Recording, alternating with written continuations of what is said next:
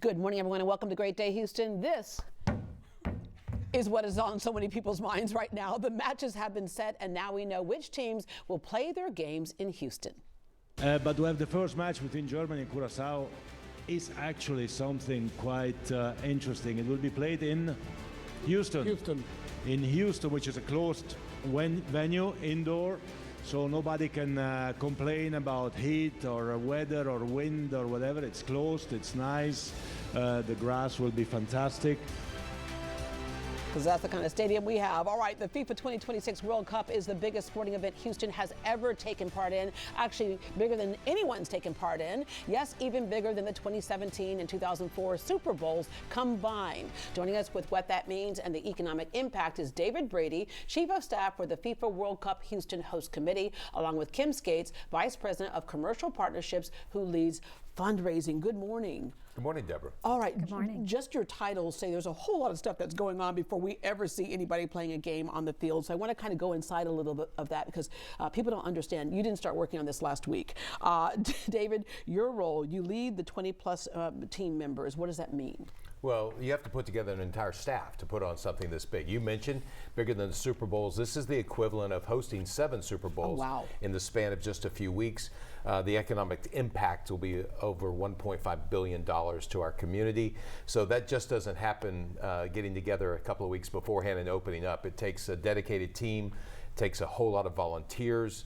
A lot of effort that's gone on all the way back to 2018 when Chris Kennedy was named president of the Houston Organizing Committee. Yeah, so that was in the forefront. It was like, okay, this is one of the things that we would like to secure. Yeah, even before that, the city knew that World Cup, FIFA was going to open up the World Cup for 2026, started putting together thoughts and ideas. And then Chris was hired in 2018, and then he started going out, rallying the community. Yeah. Our elected officials are great as always in getting behind big events coming to our city. Chris and Kim started working on pulling together supporters and donors because it's a hefty financial obligation. And that's a big part of it right there, is that it takes a village. And so you secure corporate sponsors and fund matches. So how important is that to pulling this off successfully? It's really critical. I mean, if we don't have the financial support, we can't throw the event that we want to have. And we have been so lucky in Houston. We're ahead of the game with our fundraising. We have great support from the corporations and community organizations. Everybody's really excited. Yeah, all right. Take us behind the doors of the bidding process. How that even all, this should be a reality show basically, right? How that basically starts, and who are you meeting with, and what are you telling them? Well, for the first time ever, FIFA opened it up, and I think this just shows how great the diversity of Houston is, but also welcoming all the other countries involved. So for the first time ever, 3 countries are hosting. It's Mexico, the U.S., and Canada. They got together and partnered on putting this together, the bid with FIFA. All the cities that wanted to have be a host city got together and put their bids together. And then in the summer of 2022, FIFA announced the teams, and Houston was one of the 16 cities that was awarded the World Cup in 2026, and that's when the process really began of getting down and dirty in the work that needed to go on. And it so makes sense to us, and a lot of us here in Houston understand exactly why. There are friends of mine who are calling going, so why Houston? And I was like, okay, first of all, why not? But for any team that's announced, there's a built-in fan base already because we're the most diverse city in the country.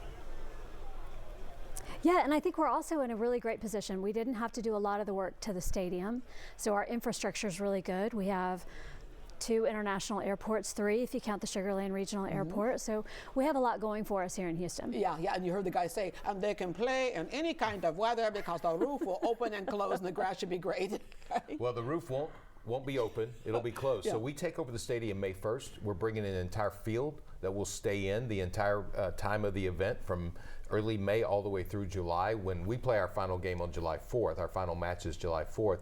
But to your point, it's the diversity of Houston, and it's the fact that we now not only have put on major events like Super Bowl, Final Four, College Football Championship, but we do them better than any other city in the country. And I think that is a testament to not only our business community, our political leadership, but our citizens just in general and how much they support these events. Yeah, and looking at the matches, Germany and Curacao, Portugal and, the Netherlands.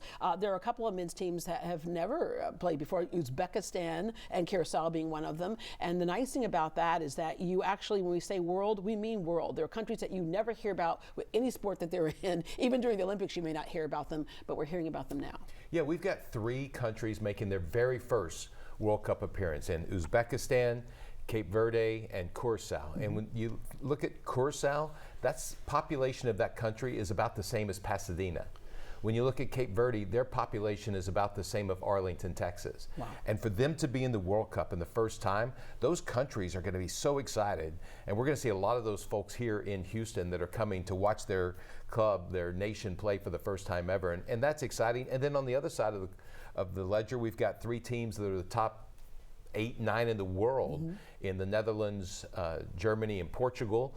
And with Portugal, you've got Cristiano Ronaldo, who will break a record for most matches in a World Cup here. Hopefully, I think that's in Houston. So. Yeah, it's interesting because before the show we were talking about, like, soccer was never on my radar as a kid growing up, and I actually grew up in other parts of the world as well. You grew up in Texas, so there was only one kind of football, right? But your family played soccer.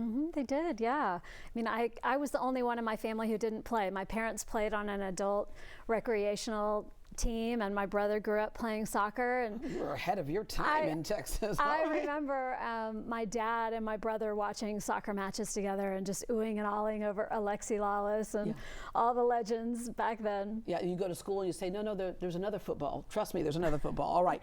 You have a lot of balls in the air, obviously, a lot of work to be done, the match operations, overseeing city plans, but the fan experience is one that is so great because there are a lot of people, let's face it, are not going to have a ticket to a game, and we were also talking about that in the green room. The tickets are going to be expensive. Yeah, they are not, honestly, in my opinion, they're not that expensive on the primary market, which fans can still get in through the FIFA website. Again, the next round is on December 11th, so just a couple of days. But yeah, on the secondary what prices market, are we looking at in that primary market? We're looking, it's still expensive, don't get me wrong, to the average person, but we're looking at a couple $100s to get in on the primary market, and then up to, $500 or so on the secondary, on the primary market for the better seats. Yeah, and then it goes crazy from there. The closer you get to the game, the crazier it's going to go. But that's where the fan experience becomes a way for all of us to experience the games. Yeah, we're really excited about the FIFA Fan Festival, which will be in East Downtown.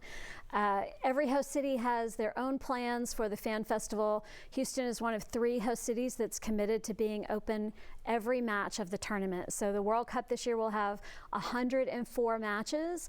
Fans and Houstonians can convene in East Downtown and watch all 104 of them live and together and celebrate the sport. Yeah, we were kind of talking about the economic impact. We were halfway joking in the green room this morning. If people have apartments in East Downtown, guess what? They're worth a little extra if you're doing an Airbnb situation. Yeah, we were kind of joking, but it's reality. Yeah.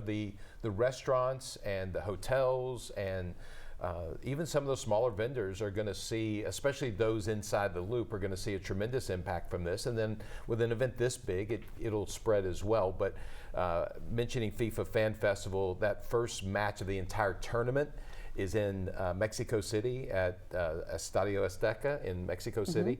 And that match will be on at 2 o'clock. Our very first fan festival match will be Mexico. I have a feeling that's going to, there's no soft launch. Yeah, exactly. When you've got Mexico playing in the first match here in Houston. Yeah, you got first match and then all the way through. It'll be exciting. Thank you two very much for working on this, and thanks for sharing with us this morning. Thanks for having us, Deborah. Thank you.